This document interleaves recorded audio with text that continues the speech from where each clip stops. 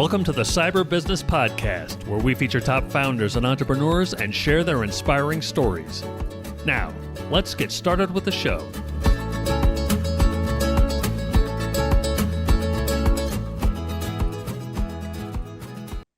Matthew Connor here, host of the Cyber Business Podcast.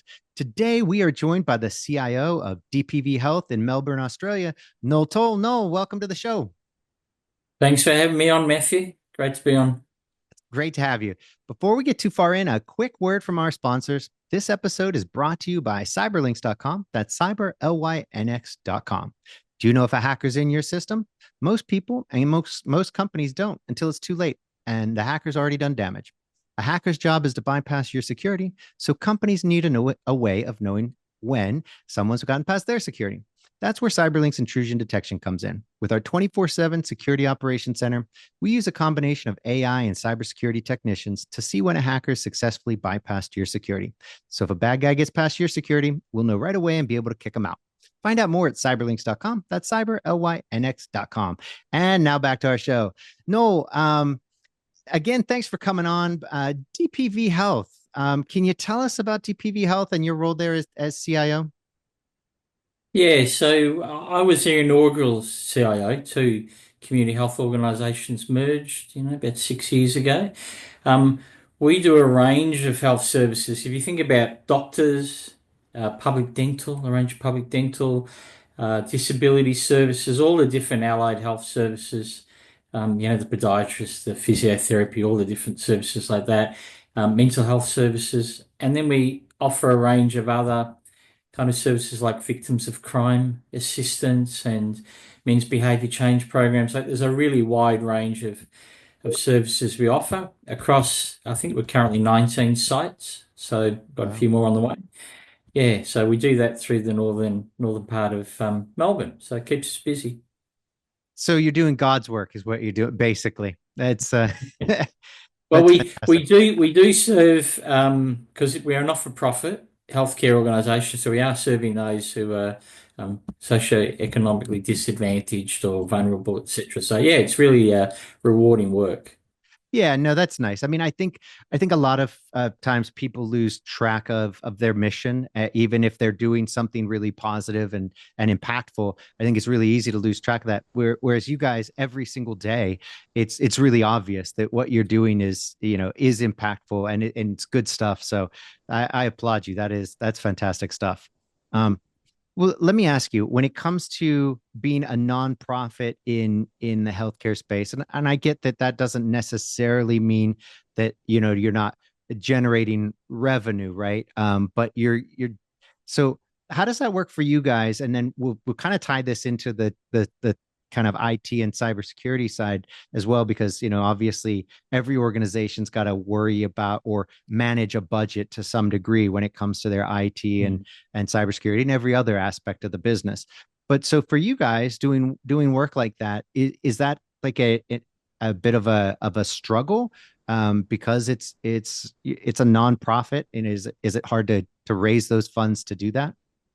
We get a mixture of different funding sources. So we get some money from the federal government. We get a lot of money for, we call block funded money to deliver services from state government, different government organisations, Department of Health, etc. So there is a lot of different funding sources, a little bit of private in there, but there might be only a small part of private dental through the National Disability Insurance Scheme.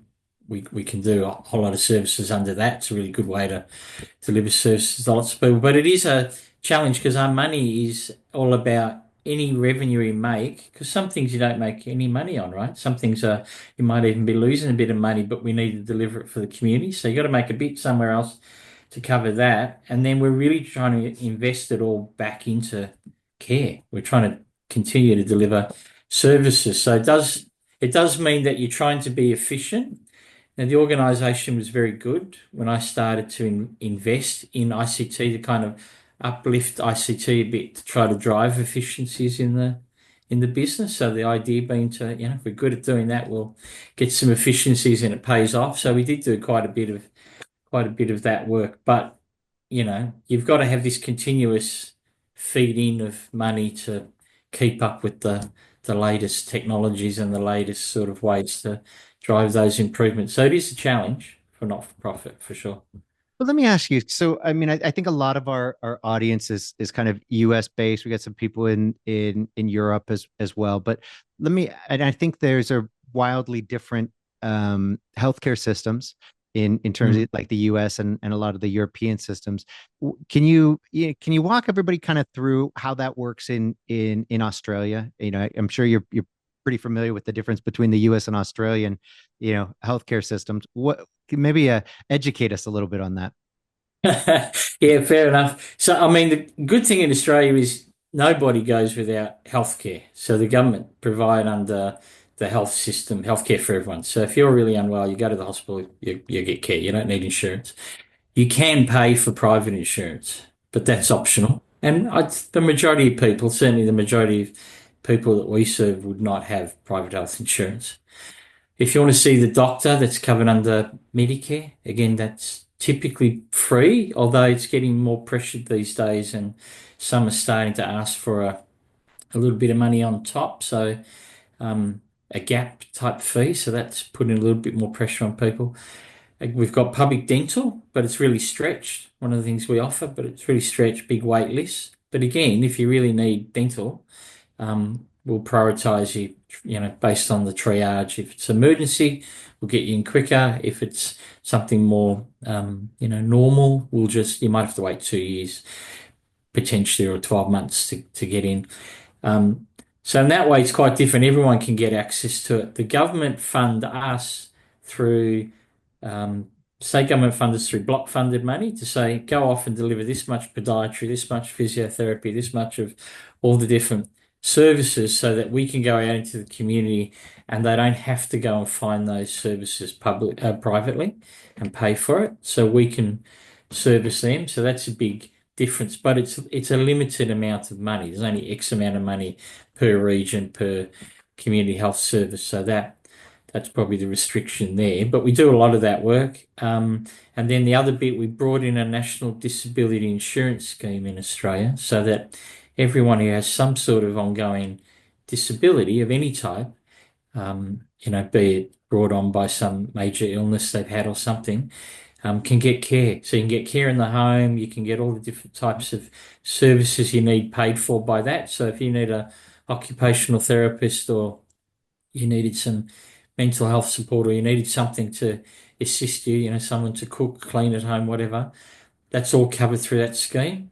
An enormously expensive multi-billion dollar scheme for a smaller country like Australia. It's a really quite expensive, but a really good investment in making sure that everyone can get the care they need.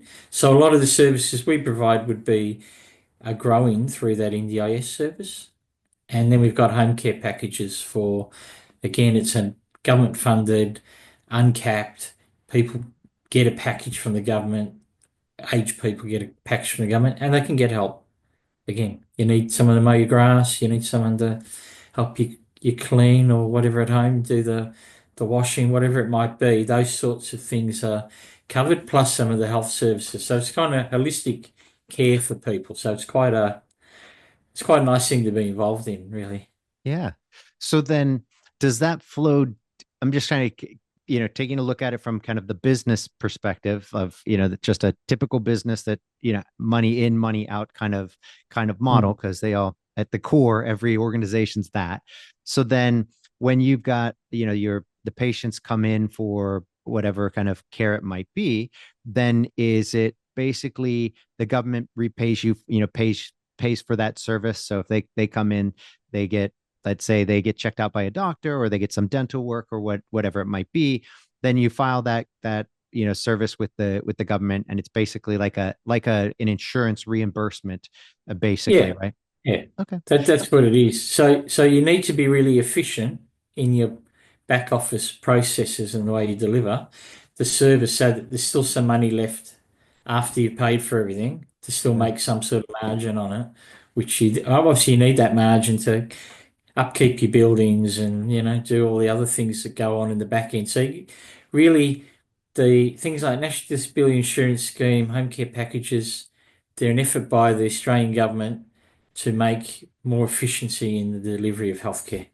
So Yeah, they pay for the service you deliver, as opposed to the old block funded model where they just gave you a lump of money and you could budget that and hit your target. So it's a shift to a more commercial way of doing it while still the government's still funding it. So smart. yeah, it's good Yeah. though. I mean, it works. It does drive efficiency, I think. Yeah, no, I mean it makes perfect sense. And if that's the the bulk of the revenue coming into the organization, then yeah, it really I think it makes it a little easier because then from what it appears, right? What do I know about it? But just looking at it, being able to be efficient on whatever that one particular service is, getting those services as efficient as possible, that's where you make your margins. And that makes it very business like and easy to kind of chop it up and run it like any other business and be able to actually plan and execute and grow your business. Yeah, so So you can see where sort of ICT really comes into that then to drive efficiencies. And when you're looking at this and you're thinking about AI, can AI help with the driving of those efficiencies? It's because of this you really need it. You have to take that commercial focus. So absolutely. Well, since you mentioned AI and that's everybody's, new favorite topic, and yeah, I'm yeah. I'm no different. Let's dive into that a little bit. Are you guys currently exploring using AI, to help, kind of drive those efficiencies? Is there anything there that you guys are doing or looking to do? Yeah, so really we've taken the approach to look at the efficiency side, the productivity bit, the how do we enable people to do their role to the best of their ability. So if you think about a clinician, they didn't go to university to learn how to be a doctor, podiatrist, whatever it might be within they didn't do that so they could do a whole lot of paperwork. They did that because they wanted to deliver healthcare services to Yeah. help people, not get bogged down in the paperwork. So there's a lot of potential with AI to help get rid of some of that paperwork, that admin element. And so that's what we're currently having a really good look at by understanding what the business does. And if you think about it, I say to people, don't just layer AI on top of what you already do, because what you already do was probably developed 10, 15 plus years ago when you didn't have the technology we've got today. So why just try to put something on top when you've probably got some broken processes there? So it's a bit of an IT thing and a business thing. Go back, as we call it, go deep, have a look at your processes. How do you operate? And say, what would best practice look like? Don't worry about the tech. What would it look like? How would you really like to operate so that you could deliver more services more efficiently to people and enjoy what you do, right? Instead of doing Yeah. the paperwork. How can we automate those other bits? How can we make some of that other bit go away for you? And if that's AI, if that's the use of a CRM, if it's some sort of automation, whatever it is, or you knowing how to use your tech properly. Because I Yeah. think a lot of people don't even know how to get the most out of the tech they've currently got. So all of those things, and then go, well, let's just rebuild that. And then that's your way forward in a way that's really going to work very well for you. You haven't layered it on top. You put AI in as part of the new cake mix to create a new cake that's going to work much better for you. So um, anyway, that's what we're doing. I think it's a very powerful way to sort of get into this next stage that AI is very early on. And so if you build that in early and you know your processes back to front, as the AI improves, then it's easy because you already know what you've got and you just go, okay, I can now modify that. But I've already built something good. I just modify it, it gets even better. Yeah. So I think that's really our approach at the moment. I love that. Now, are you guys looking are you able to kind of build things in-house, or are you looking at other, kind of external tools that are using that? What's your approach there? Yeah, so because it's kind of been these early days in AI, it's a bit like the Wild West. Everyone was coming up saying, "I can help you with AI," but you talk to them and go, they didn't know any more than we knew often, right? Because they're Yeah. learning just like we were learning. So, I mean, I've been very blessed. I've got a very good, some really good teams, some really smart people, and they're taking a lot of this work on themselves, and they're learning, they're enjoying it, and really, why should we take it away from them? The fun Yeah. stuff, right? And give it to That's someone right. else.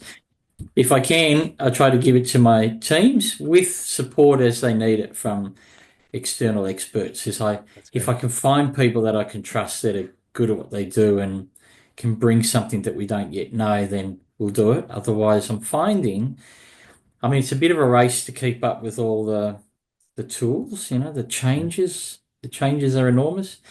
But no, it's going well at this stage. The team are just playing and learning, and we've got sentiment analysis now on the phone calls, which for not-for-profit healthcare is a big thing. I'm That's sure it was huge. something that, all the large companies have been doing for years, but we've now got it, and it's a way to, drive improvements in those phone calls and making sure our staff are trained and know what they need to know, and also help protect them from people who are aggressive on the phone by picking up aggressive clients too. So it's a win-win, right? It's not monitoring people, it's assisting with the process. So we got that. We're using AI obviously in the cybersecurity side. I mean, if you don't, you're doing something wrong. So we're all doing that.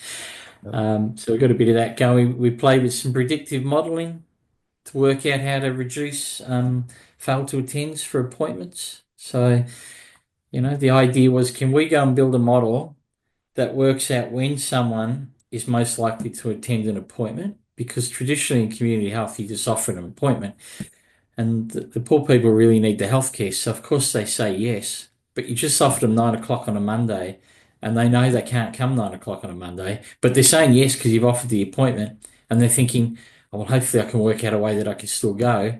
And then come Monday, 9 o'clock, they can't come, and so you've got an empty slot, and you've got a clinician who could have been helping someone who isn't. So we said, we build a model to predict what should we offer them.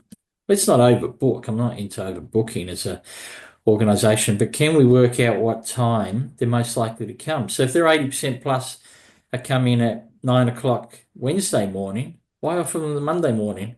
Offer them the Wednesday morning. Yeah. They were less than 10% chance of coming Monday. So about 91% accurate. So we need to be a little bit more accurate That's with that. But That's super cool. I mean, actually, I'd love to dive into both of those topics. One, like on the phone calls, um, how are you going about the analysis there? Is this in real time? They're getting the feedback, to the with the caller, and was this something that you guys brought in, or you again once again built yourself? no, yeah, it's part of the product that we bought off the shelf and implemented. And when we went to so we wanted a cloud-based contact center because we wanted to link it to the new CRM that we just built. So all part of improving the client engagement and experience. So we wanted this, so it would pop up and it would tell them who it is. And then we would have the sentiment analysis on top. It's an omni-channel contact center. So there's multiple ways for them to actually communicate with us, not just the Yeah, yeah. old-fashioned phone call. Um, and then in real time, that does the analysis of the call, but then the team leaders can see that data and they can either follow up on the spot or they can follow up later. Because it might be something simple like they're getting phone calls for a particular service and they don't know enough about it. And so you just have to train the staff members so they know about it and then they can answer the questions. But at the same time, that CRM in the back end, as you build that out, you can start to link that up to what's coming through in the conversation and pop up the information. So that's where we'd like to end up heading, just to really help the call taker out a lot more, like with real time, context sensitive information being popped up from the system. But we're not quite there with it yet, but it's definitely where we'd like to go. Anything that Super, makes things easier for people. super cool. And can I ask what CRM you guys are using? We built it out on Microsoft Dynamics. And Okay, very Microsoft are cool. they're my good friends now. So we went off and we did a bit of that work ourselves. They saw what we did, and then they've been really supportive since they've seen it, and Yeah, that's allowing us to accelerate what we're doing. And it's Microsoft are good. They offer not-for-profit pricing, so we've got yeah, they not-for-profit do. pricing, which is a big help. And we've really tried to use a lot of their products where we can to sort of simplify things for us. Being not-for-profit, we can't have massive teams, so they're really trying to consolidate the stack and just make life a bit easier. Yeah, no, you got to hand it to Microsoft. They do such a great job with with their nonprofit, pricing. And once if you stay in the ecosystem, there are just so many benefits, so many things that are included, for free. And going back to your earlier comment about utilizing, efficiently the tools that you currently have.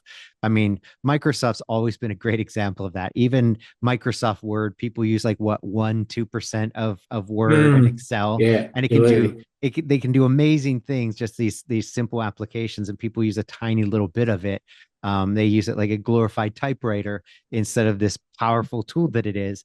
And so when you're using things like Dynamics, it's great that you guys are able to leverage that as much as you are, because that's where you get the real gold. And it's great to see you guys doing that, especially the nonprofits, which I think tend not to lean into technology as much. And it's great that you guys are, because you really reap those rewards. Yeah, I think the rewards are definitely there. And like what we find with the CRM is I call my analogy for this, or what I used to say to people was, we've got to build the house, the display home, and then people can see the display home, and then they'll realize what they want, right? They want a bigger room, they want some extra rooms, right? Once they see it, they Yep. understand it.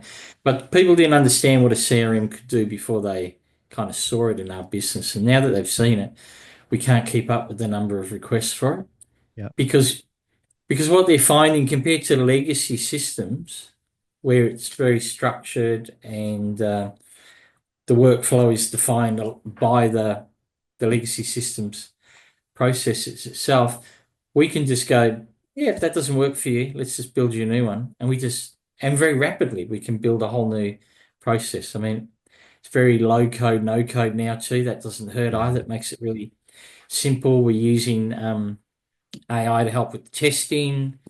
We've got the whole DevSecOps happening, so we're actually much better now at building security into the product as we build it, and the whole DevOps itself is a great way. I mean, I was in development at the start of my career, and to see where it is now, it's just a really, really nice way of working, really quick and quite efficient. You got great testing now. Testing in the old days with users was hand them a bit of paper with a bunch of instructions, but now you can actually create the whole system and they can follow the bouncing ball and they can mark it as they go along, and you get this great result at the end where you say, okay, this bit's failed, this bit's passed. It's really quite impressive what you can do now, and much easier for people to use. So, but we're big. Oh well, I'm a big fan. I think we're a big fan of CRMs just because they're not a sales system anymore. They're a way of defining. I call them a Swiss Army knife.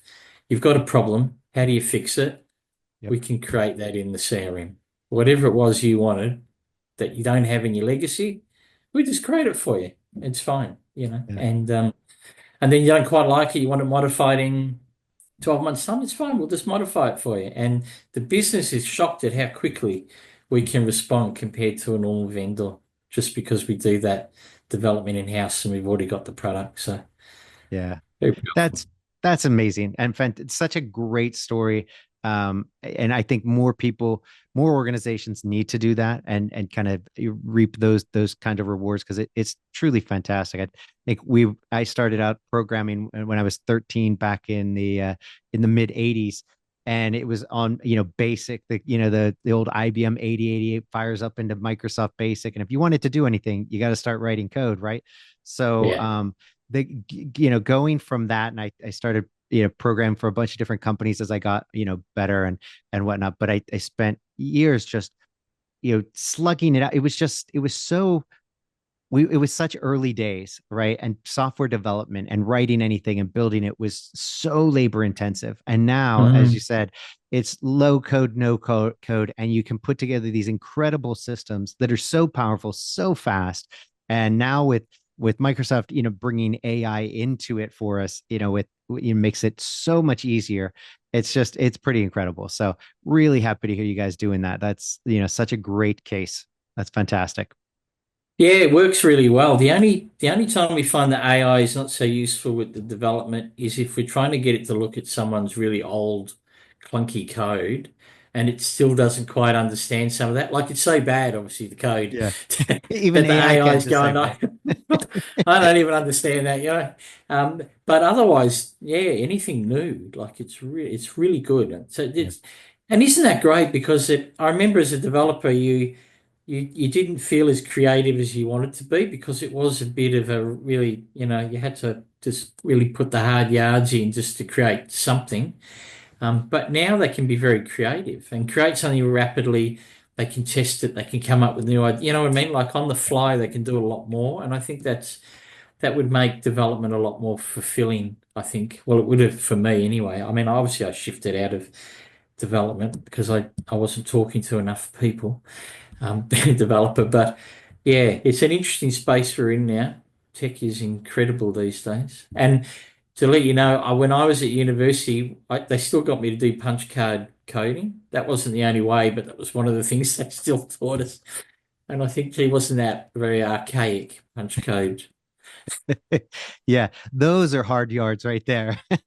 Yeah, that was definitely hard yards, but it's very exciting. Even now that I haven't done active solid development for a while, you can just go in and do little bits of code really easily now. Like I can That, just pick something up and create something wonderful. I go, how the heck did I do that in like 2 hours? yeah, isn't it great? Whereas before that was weeks, months, years Yeah, of yeah, work. It's just of work. ridiculous. Yeah. So it has sped it up a bit, which is good. It's incredible. Well, let me ask you, with your CRM, is this also your electronic medical records as well, or is that separate and has to be separate for compliance reasons? Yeah, so at the moment, it's really that digital front door client experience, client engagement piece. So under the problem with healthcare in Australia, particularly in community health, is you got silos of information. Yeah. And so when you were a DPV Health client, you were a DPV Health medical client or a DPV Health, some sort of allied health client or a DP Health dental, etc. You know, you were split Yep. into these silos and none would talk to each other. So we never treated you as a DPV Health client. But now with the CRM, we pull all that data up. And well, all of a sudden you're a DPV Health client as opposed to a dental, medical, whatever client. And the old problem of you've changed your phone number or your address in one system, not reflecting on all the others, well, that Yep. just fixes it, right? Because the central source of that is now the CRM. And if we want to tell you about a new service we've introduced because you've got diabetes and you were seeing our doctor, but it just so happens we've got some services in the other part that could help you. Well, we know about you now. Those other parts know, and we could let you know. And sharing of information will be possible, clinical information. We haven't done it yet, but we'll by April next year we'll have done one for mental health, and Nice. we'll have it live by July. Probably a bit earlier, but we're Yeah, saying we'll yeah. do minimum viable product in April and test it. And so that will be our first sort of clinical use of it. And they're really excited about it because we can build their clinical tools into it. We can do automated engagement with the clients. You can fill in the surveys, etc., and that'll automatically do the calculations for them and put it into the record. We'll have much better control than some of the legacy medical record systems allow you to have with segmentation of different record types. So if you come from mental health, you probably don't want your dentist seeing your mental health records or other records. Now, currently they are segmented, right? Yeah. But as we would look to build them into one system, it's got really good segmentation capability, and the marketing slash client engagement team love the concept of being able to every time you come for an appointment, just send you an SMS. If you've consented, of course, send you an SMS to say, how was the treatment? How was the Yeah. experience? Get the feedback. And then in real time, it populates the dashboard. I mean, that's incredibly powerful when you're thinking about how do we measure what people's sense of, the prems, that experience of their healthcare was, That's right. as opposed to what we might have thought it was. And we can find ways, they don't even have to be in the clinical service, but just the overall experience for someone.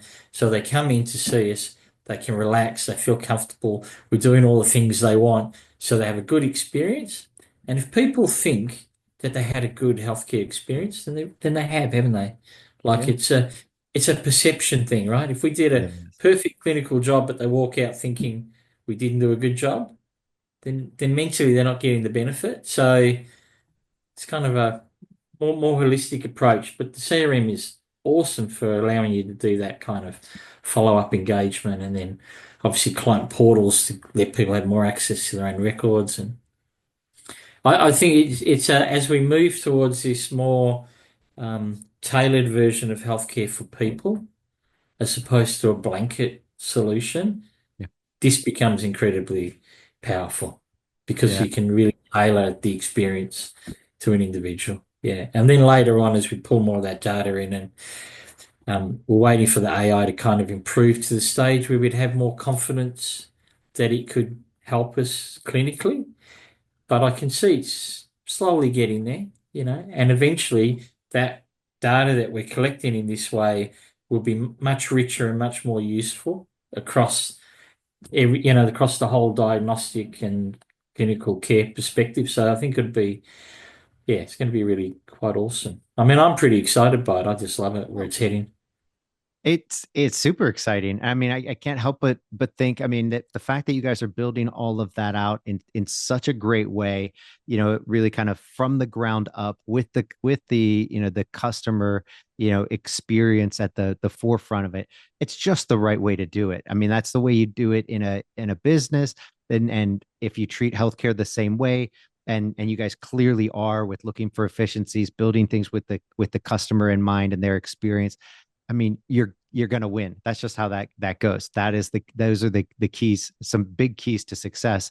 And so I can't help but think, as you build that out, um is there any kind of desire or plan to kind of share that with other organizations, similar organizations there, and say, hey, look, we've built this out, in Dynamics. It's really, kind of cost effective for us now. You've spent a ton investing in it and building it, but for a similar organization to be able to I don't want to say copy paste, but implement something very similar.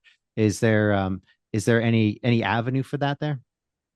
Yeah, so we definitely have some interest in the CRM, and we have interest in quite a few of the bits that we've done. So we do run an ICT symposium. We did the inaugural one last year for the health sector. We invite senior leaders to come, and we talk about the stuff we're doing in all the different areas on the cloud, in the cybersecurity with the CRM, the data side. We talk about all that and share that. So that was a really good turnout last year. Microsoft hosted us, and it was a pretty good event, really good senior people. We're doing it again this year on the 6th of December. So we got that component to share. Um, we do talk to lots of people, so we don't say no when people ring us up to have a chat. So we certainly have a chat to people and give some advice if that's what they're looking for. But the CRM itself, it has the potential for us to, be able to share that with people.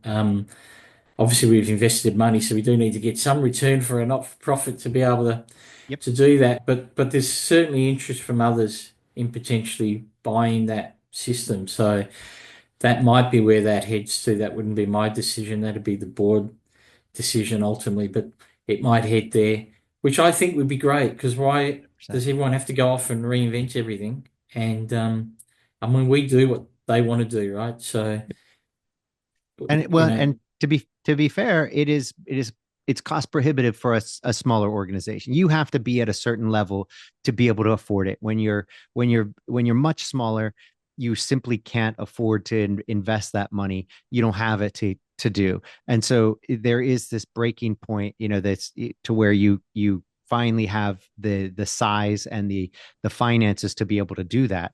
And so for you guys to be able to build that and then share that, where a smaller company can then afford that, that's once again, you're doing the entire industry and country a service by being able to do that. So that's just a win-win all around. Fantastic. yeah, I think it's a good win. And I didn't realize at the time, but one of our big hospital health services, they were also creating a Microsoft Dynamics CRM, and they were going the same way we were, except they were doing it for that acute sector, and we were doing it for this more primary care sector, right? And the whole of the allied health. So we've said, well, we can just hook these up, right? Yeah. And we're getting over that. I think you're much more advanced in America in terms of sharing healthcare data than we currently are in Australia. So it's one of our big challenges. But by hooking the two up, we then connecting community health with the acute sector, and suddenly the client can move between the two. And you know what? Your data is available, and I know what happens to you when you go in the hospital, and they know what happens when you come back to us for care. So the life of your medical healthcare journey is there, and we can do things like jointly triage then. And you come to the one place, jointly triage, and they decide should it be community health that looks after you or that's a hospital. Obviously, a hospital's more expensive, but if that's where it needs to be, it's there, and direct you back to us when it's time.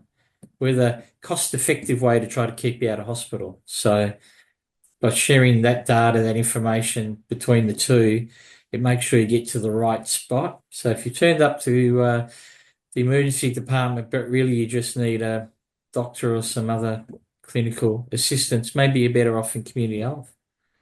And if they can share that data, hey, we can help you. 100%.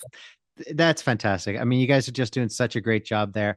I'm so glad you got to come on the show and share this, because I think this is, a great shout out to Microsoft Dynamics. I mean, it's just such a great, kind of, I think an unsung hero. It deserves more praise and more kind of visibility. It definitely doesn't get kind of the attention I think that it deserves. I think a lot of people, if you go back a little ways, people struggled with it initially, but it has come so far. It deserves, I think more of these stories need to come out so that people can take another look at Dynamics and see just how powerful it is and how far they've come. Because Microsoft has done a great job in a lot of those areas, and Dynamics is one of them. I think you nailed that, because years ago I did look at it and said, nah, wasn't ready. Yep. But when I moved to this role and had another look, I went, yeah, it's much better. And since I've been here, it's continuing to improve. So you're right, it's definitely worth another look. And they're not-for-profit pricing. It's just great it's truly good pricing for a not-for-profit or a healthcare org. So it's well worth a look. Yep. Yeah. Couldn't agree more. Not that I'm the spokesperson, but I'm loving using it. So. Well, it's hard not to be a cheerleader when you get to use something that helps that much, that's so good and lets you do so much, for so little. I mean, it's just the value is definitely there. So, well, congratulations on that. And before we go, can you tell everybody where they can find out more about you and DPV Health? Yeah, so the website's dpvhealth.org.au. Yeah, and that's probably the best place to go to find out more about DPV Health. And if anyone wants to look me up, I'm on LinkedIn. Yeah, so Noel Toal on LinkedIn. I think that hopefully only one of me. Maybe there's a few more, but there won't be too many. Yeah, well, funny story. I thought, there turns out there are hundreds and hundreds of Matthew Connors. So, it's not very unique.